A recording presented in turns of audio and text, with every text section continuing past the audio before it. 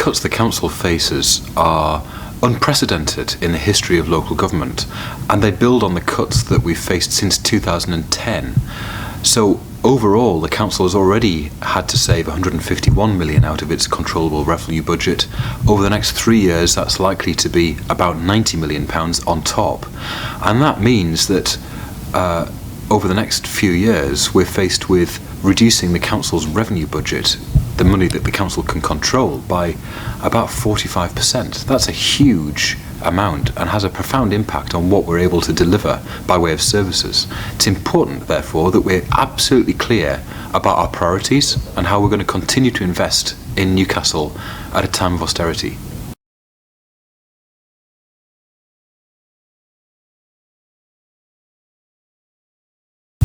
The council tax increase that we're proposing is a modest increase after 4 years' worth of freeze, and one of the things that we want to do in the consultation is to test whether people are prepared to pay a little bit extra on council tax. A Band A property will be paying an extra £34 a year in order to protect some of the services that are at risk, like street cleaning services, which we know are really valued by people right across the city. The council is in the position of having to make a really delicate set of balancing decisions, and we think there's a balance between council tax and services, and we think we've got that balance right, but we want to have a consultation with the public to make sure we've heard their view too.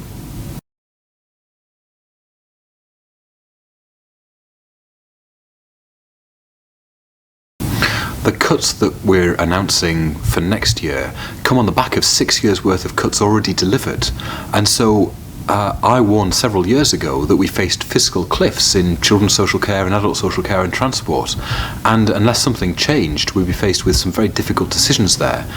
What we're doing is targeting resources. We have fewer resources available to us, so it makes sense that we target them where we think they'll have the greatest impact. So we're targeting Sure Start back to its original foundations in the communities of greatest deprivation and need. We are making sure that we protect children's social care so that children at risk of sexual or violent abuse are protected come what may.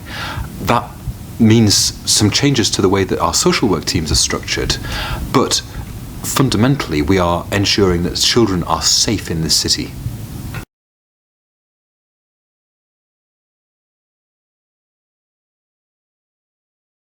It's important to recognise that our capital funding is different from our revenue funding, and we can't switch one to the other.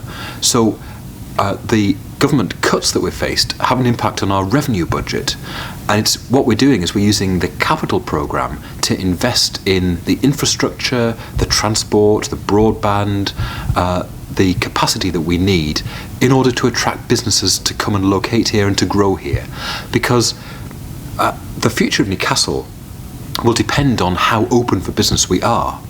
And we've got to send a message to the world that we are open for business, we've done all the preparatory work, we're ready to create the next generation of jobs. We know they're not going to come in the public sector because we see a continued squeeze on public sector finances. So they've got to come from the private sector. So getting the right conditions for those jobs is absolutely crucial for the future of this city. And it's just a fact of accounting rules. We can't switch the money from one to another. So alongside some difficult decisions on the revenue budget, one of the symbols of confidence that we can give about Newcastle's future is investing heavily in the infrastructure that will grow the numbers of jobs here for the future.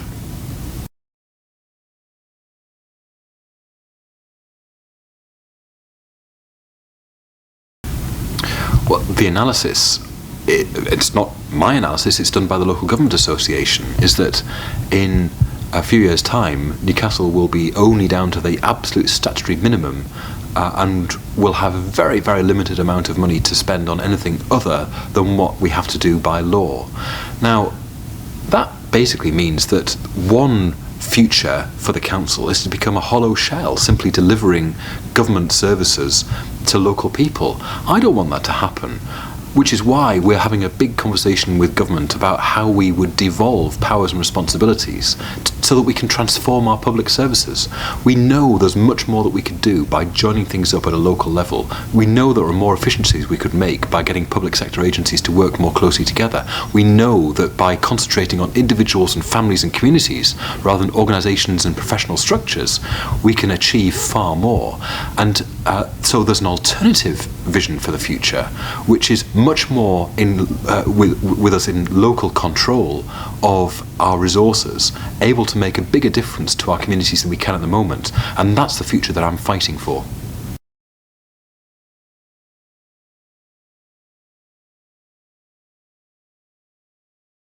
It's crucial that we lobby on all fronts for a fairer funding settlement for Newcastle in the short term.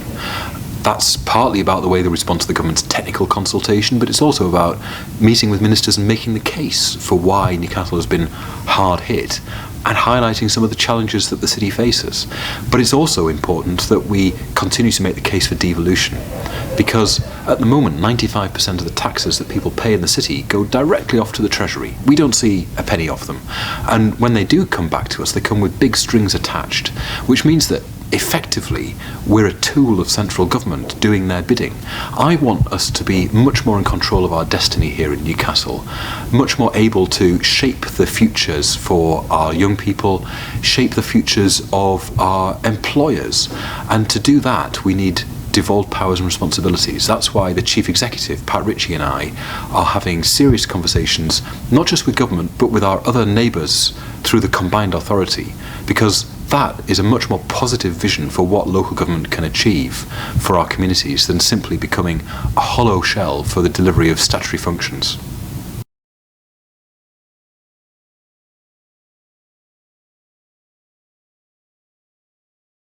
It's another devastating blow for the council's workforce, another 260 posts to go. What we'll be doing, as we have done in previous years, is working very closely with staff and the trade unions to minimise the impact by making sure that we manage that as best we can through voluntary redundancies, by helping people to retrain, by redeploying people, because we want to make sure that as many people as possible can continue in employment either with the council or with our partners. So we'll be straining every sinew to protect as many jobs as we can in the light of the announcement that we're making about the number of posts to go.